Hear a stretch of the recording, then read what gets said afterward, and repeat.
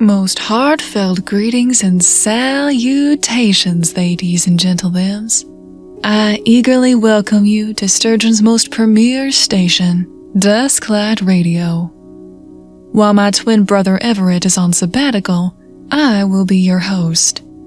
The casually cavalier, famously frivolous, and ominously obfuscated Evelyn L. Blackwell. Thank you all for having me from the bottom of my heart. Perhaps you know of us Blackwells?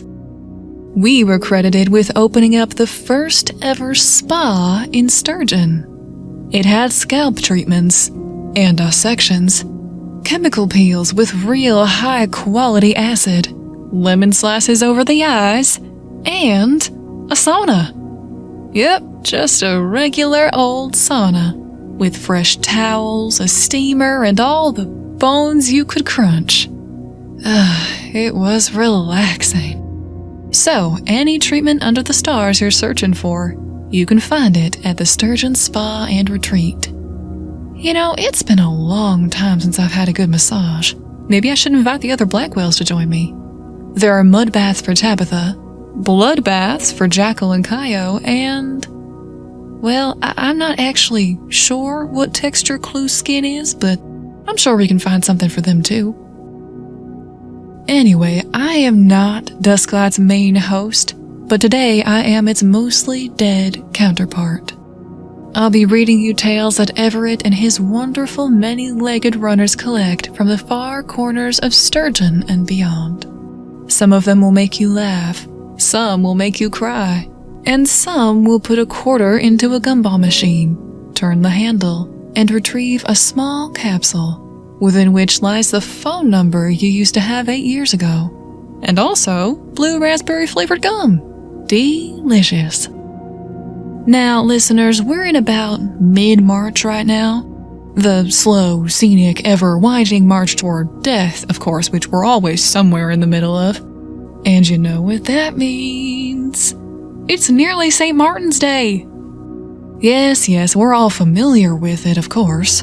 Named after St. Martin himself, the patron saint by Christian missionaries who were converted to Sturgeonites shortly after their arrival. I, personally, am all ready for it. I've got the customary 6 horseshoes around my neck, my traditional dish, made mostly from carrots, and the search for the 10-legged clover is certainly on.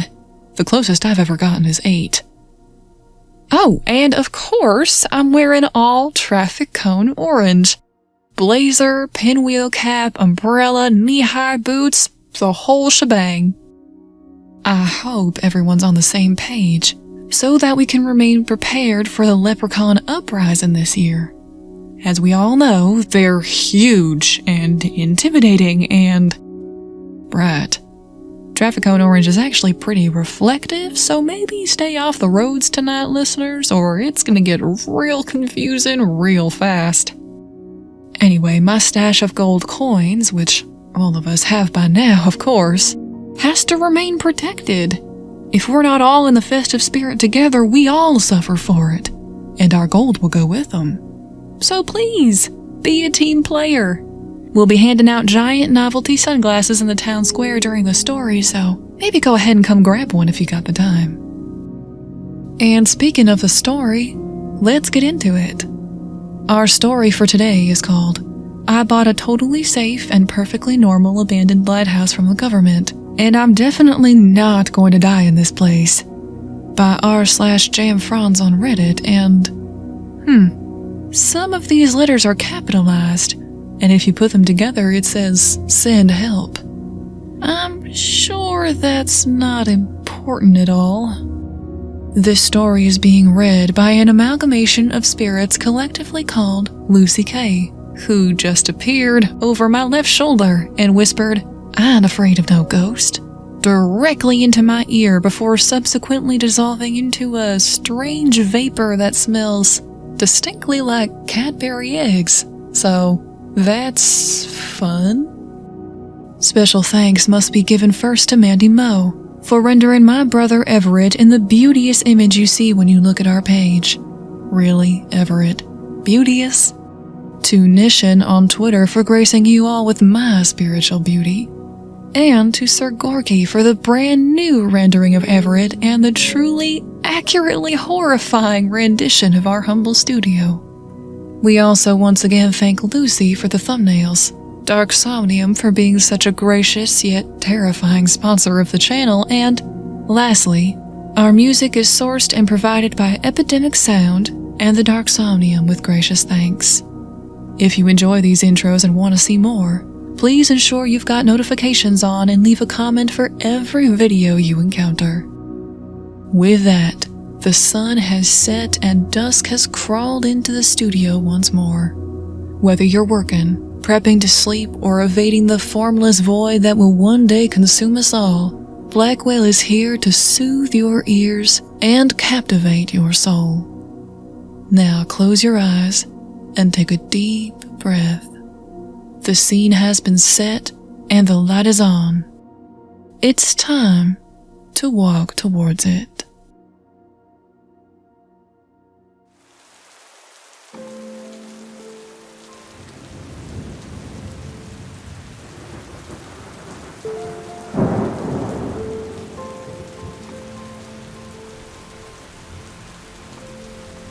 I'm sure you've been hearing about how the US government is selling off parcels of land for incredibly cheap. You could get your very own lighthouse or abandoned Department of Wildlife building for a few $1,000s. They say it's so these buildings and sites can be maintained by private citizens rather than continue to spiral into disrepair. Recent experience has led me to the conclusion that the real reason is far more sinister. I knew it was going to need some work when I saw the pictures. Peeling paint, doors taken off their hinges, the thin spiral staircase leading to the top was missing a step. But with a starting bid of $1,000, on the off chance that it worked out, it was worth it. I threw out $1 over the minimum bid late at night and then went to bed with zero expectations. None. Too fondly recalling the old eBay days where someone would jump in and outbid you at the last minute. So I was genuinely shocked to wake up to an email that I'd actually won. It didn't take long for me to realize I was in way over my head. The excitement I'd felt over owning a place of my own dissolved the moment I saw the tall, gray structure looming above me on the horizon. The picture on the website had shown the quintessential red and white striped lighthouse, with turquoise waters and the deep blue sky as a backdrop. This building was a stark gray pitted stone tower, sitting atop a windowless cement base. I checked the paperwork, and this was the correct address. I tried the code on the lockbox, and it worked. I emailed the contact information from the website, but I wasn't sure what else to do while I was waiting, other than check out the inside. As I walked the narrow and winding path to the door, I couldn't help but notice how the beach grass and flowers that dotted the rest of the landscape stopped abruptly at the beginning of the pathway. Seabirds, too, stayed far away. Walking in, I was overwhelmed by the amount of work I could tell that the place was going to need. It was even worse than the pictures had indicated. Paint had long peeled off, revealing large patches of discoloration on the walls and ceiling. Doors from the small rooms had been taken off their hinges and used to board up the entrance to the cement cylinder that served as the base. There was a sort of heaviness I felt the moment I stepped over the threshold. At the time, I chalked it up to buyer's remorse from seeing the level of disrepair it had fallen into. I've since come to believe that when a place is exposed to centuries of death, loneliness, and madness, it becomes as much part of it as the floors, or walls, or roof. When the company replied, they seemed as confused as I was about the pictures and apologized for the mix-up. It seemed like an innocent mistake. It probably should have deterred me, but I was still caught up in the high of owning my own land, picturing moving out of my apartment, not having a rent or mortgage. Well, I was right, in a way. I certainly won't need to worry about rent again. or a mortgage, or anything outside of this place for that matter. I'd reached out to several contractors, trying to line up repairs. Floors, walls, doors, stairs, you name it, there was something wrong with it. Most had straight up turned me down when they heard where the job would be. Some politely but nervously declined. Others just hung up on me. It took me weeks to finally find someone from 2 towns over that was willing to come out and even take a look. He was a friendly guy that introduced himself as Joey, and offhandedly mentioned he was surprised to see the place with another new owner so soon.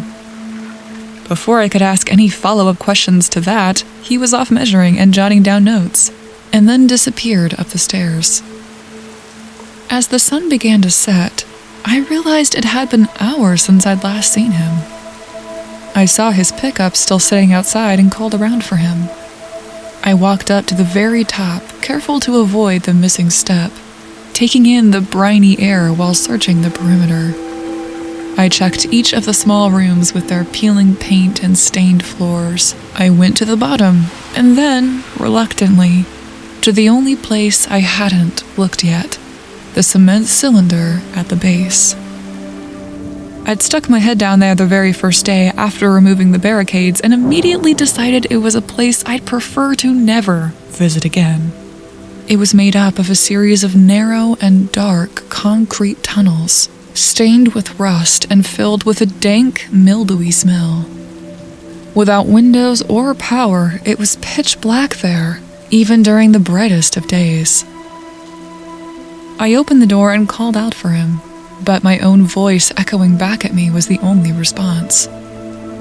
Reluctantly, I descended, shining my flashlight around the interior of the tunnels and trying to convince myself that I definitely could find my way back and probably wouldn't be trapped down there forever. At the end of one of the passageways, I saw something that surprised me, a set of ancient-looking stairs that led downwards. I was confused because the cylinder was at the very bottom. Anything below it would have been solid rock, and eventually the ocean. I found my palms sweating so profusely at the thought of going down those stone steps that I nearly dropped my flashlight. I called his name weakly, but heard nothing. It was unnervingly quiet, a sort of thick silence that was heavy on the air. I hesitated. Part of me just longed to be in the lighted interior of my car, doors locked, on the way back to my crappy apartment. It would have been easy enough to get lost down there, and the thought of otherwise abandoning someone else to the darkness encouraged me to fight through my own fears and continue onward. I took a deep breath and cautiously took the first step, the tunnels just a dark blur behind me. The stairs formed a spiral downwards as I descended. It felt as if the pitted walls began to close in around me as I continued down what seemed like an endless amount of stone steps. I knew I had to have been impossibly far down, at least 10 stories below the ground level. I still saw no sign of Joey.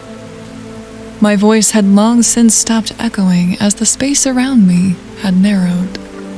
Every so often, I'd come across graffiti, drawings, tally marks scribbled or scratched into the walls.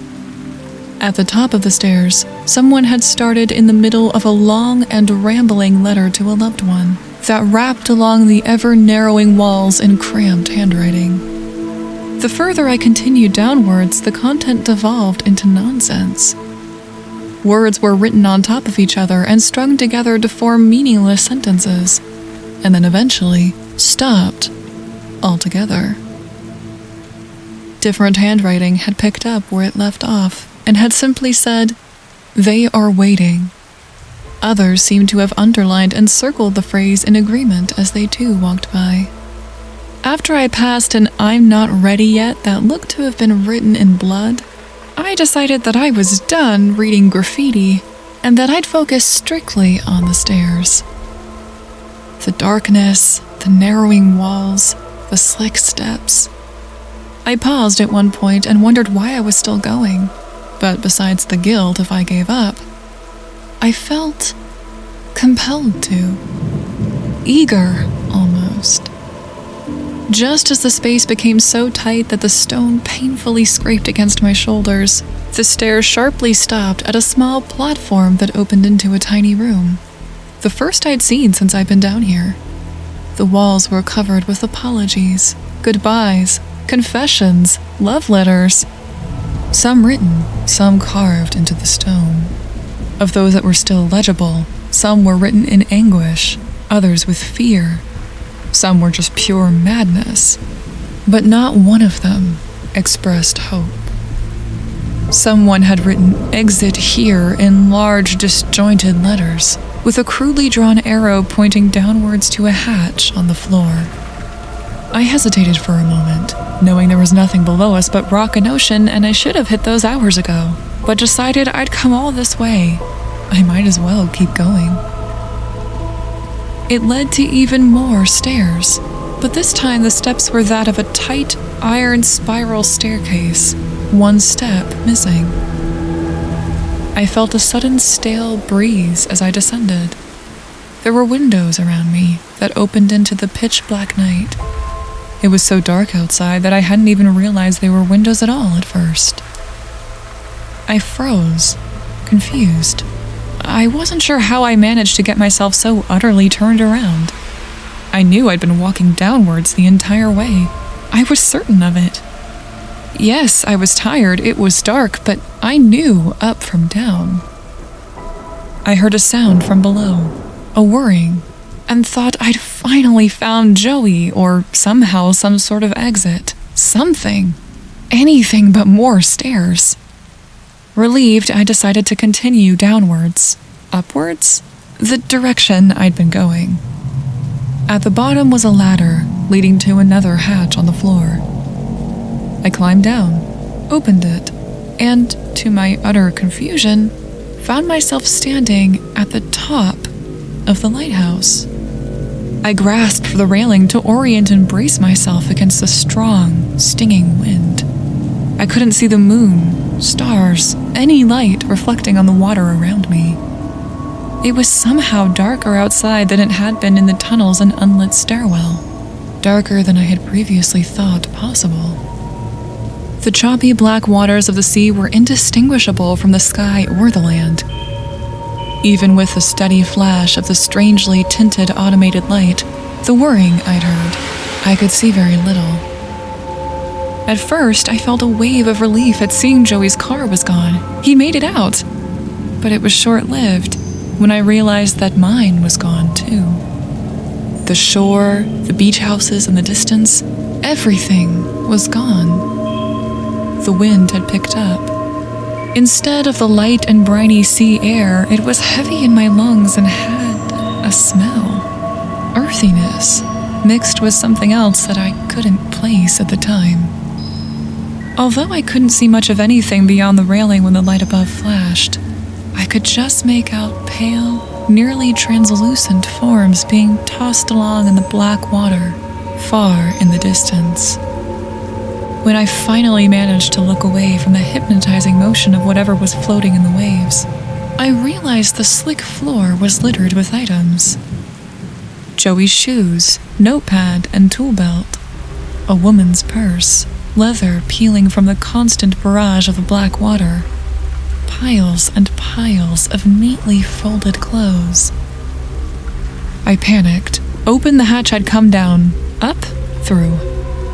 I was relieved to see steps leading down. I rushed back down the metal stairs, slipping from the dark water that had splashed against my shoes, before making it back to the platform. I ran as fast as my tired legs would allow, past the hundreds of additional "they are waiting" messages I had missed the first time.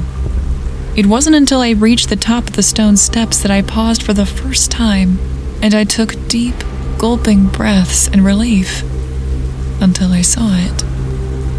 Exit here, the arrow pointing upwards. I told myself I must have missed that on the way down. I laughed even, chiding myself for the forgetfulness as I reached for the opening to the hatch, eager to return to the dank interior of the cement cylinder. I never would have thought I'd be happy to see that pitch-black series of tunnels again. My laughter turned to misery. I think I sobbed that first time, when the fetid breeze hit my face, bringing with it that smell of old things, welcoming things. My phone said it was 6:45 a.m., but it never got any lighter outside. The pale things in the sea below moved along with the waves, their tangled limbs just a bit clearer in the closer proximity. I opened the hatch and climbed back down, but slowly that time, wobbly from exhaustion. When I descended and reached the platform and little room again, exit here pointing downwards at the hatch, I didn't even bother opening it for the longest time. But eventually, I knew I needed to, just in case. I needed to see. I started to lose track of how many times I made that fruitless journey that always ended the same way, with me stepping outside into the endless night. I didn't start my own tally marks right away, but it's been 40 trips since I started counting. By the 7th recorded time I had stepped out into the darkness, I was laughing. I needed to see the water. I had to breathe in that air. It was an urge that I could not fight. The pale forms in the dark waters moved with the current. Closer, further away, closer, further, closer, closer, closer still. I've been trying to conserve my phone battery ever since I found I have a faint signal in the exact middle of the stairs. I've been so tempted to call for help, an overwhelming urge that is still hard to fight, even though I know I'd be dooming them as well. According to the date, I've been stuck here for a week with no food or water. At one point I tripped and smashed my head on the stone steps. Based on the sound and the blood, it was an injury that should have been fatal. Even death refuses to grant me reprieve. I've memorized every "they are waiting" written along the walls, every word of each confession. I've even written a few messages of my own. One is on the wall with the others, short, streaky, and written in the only medium I could find for whomever is unfortunate enough to follow in my footsteps and this post. A warning to others that may also be tempted to accept a deal that seems too good to be true. Although much of it is illegible, I do think the graffiti was right about two things. That out into the stale air, into the embrace of the dark sea, that is truly the exit, the only way out. And, judging by the slap of wet footsteps on the hatch above my head, they are waiting for me.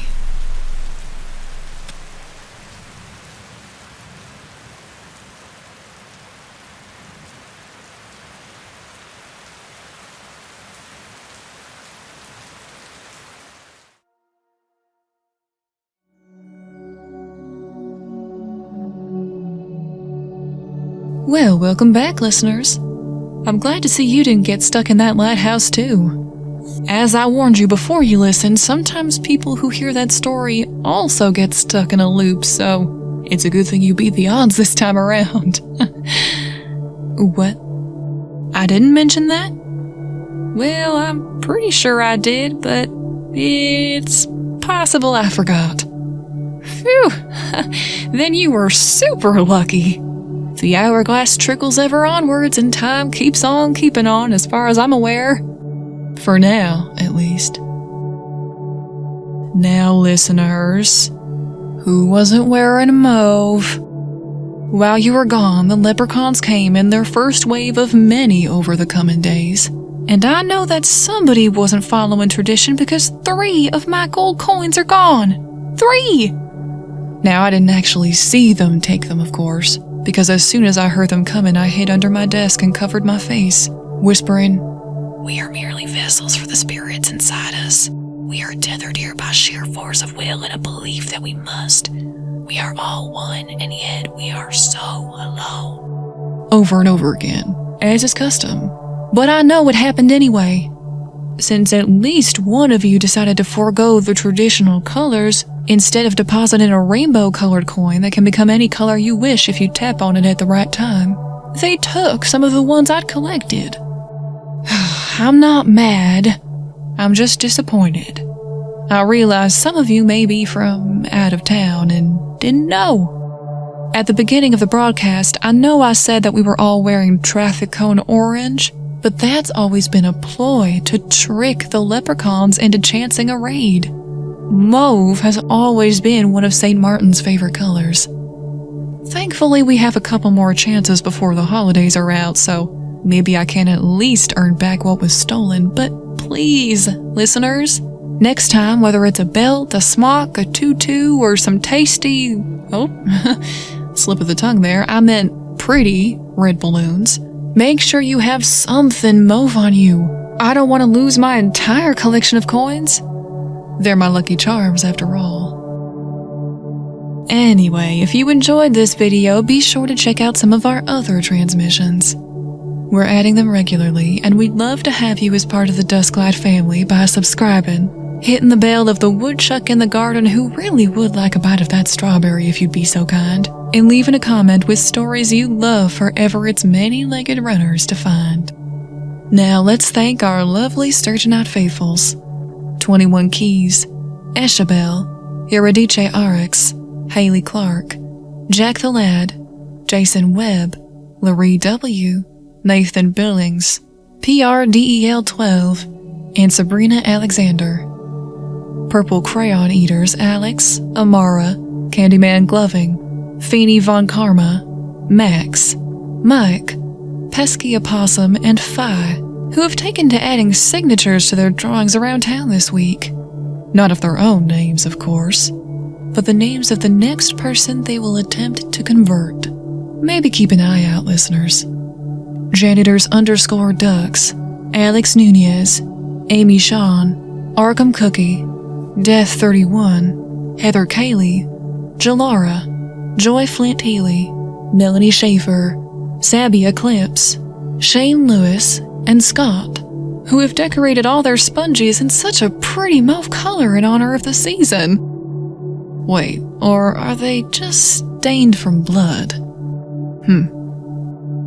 Our Nightmare Detectives, Adrian Rodriguez, Delayra, Ethan Nelson, and Fox Clifford, who have gotten pretty good at blowing smoke clouds that look like circus animals out of their Sherlock-esque pipes, and are extremely confused as to why everyone around them delights in it. Our Voidwalkers, Josh Woods, Professor Creepypasta, and Val Was Taken, who have all just booked themselves a trip to the Blackwell Bloodbaths. Have a great spa day, guys. And of course, our Blackwell family members. Clue Blackwell, who has written, "You lie as much as you forget yourselves," in mauve marker over their blindfold. How festive, Clue. Tabitha Blackwell, who has recently started a book club. Though so far her only attendants are worms. That seems to be just the way she likes it. Enjoy The Great Gatsby, guys. Jackal Blackwell, who, in an effort to show he was participating in the holiday, got a little overexcited and slashed all of the tires on your car. Oops. And our Lord of Blood and Bone, Papakayo Blackwell, who has used some of the bigger bones in his collection to make a small hut, the only purpose of which is to worship the blood god and to store more bones. Well, gotta do what you gotta do. We love you and fear you, Papa. We thank you humbly for your patronage and look to see you bright and early for Dusklight orientation. Purple crayons and existential dread will be provided. If you want to be a patron, we have a link in the description below, as well as a link to our channel's Discord server, which you can join now to be a further part of the Dusklight community. I'm sometimes there to say hello, so definitely come stop by. And one last time, listeners, close your eyes and breathe with me. No matter how bad things are, how cruel people can be, and how heavy your shoulders may feel with the weight of the world bearing down on them, Dusklight will always be here to lift the load and provide you with some respite. Drink a strawberry kiwi Capri Sun, have some dino-shaped nuggies, watch a video about pets pressing on buttons to communicate with you, and sleep on the cool side of the pillow with the window open and the stars twinkling down on you. Start and end each day with kindness in your heart. You matter. You are loved. And every day is another chance. Happy St. Martin's Day, everyone. And I'll see you again when the sun sets and dusk enters the station.